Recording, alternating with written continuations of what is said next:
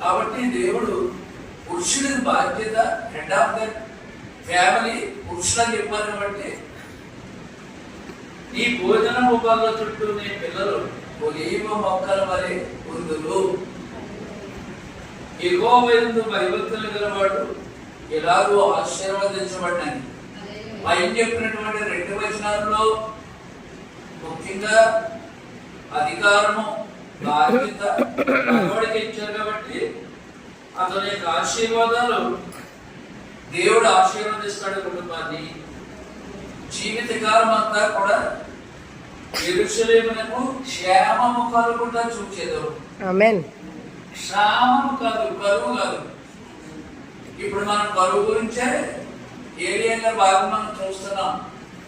కాబట్టి నీ పిల్లలను చూచెదరు. అప్పుడు పిల్లలు ఉంటారు, మన మాట వింటారు.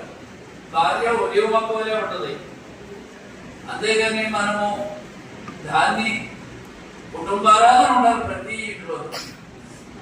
కుటుంబారాధన అనేటటువంటిది ప్రతి ఇంట్లోనూ ఉంటే అది ఖచ్చితంగా, అంటే ప్రతిరోజు ఆరాధన చేసేది కుటుంబారాధన.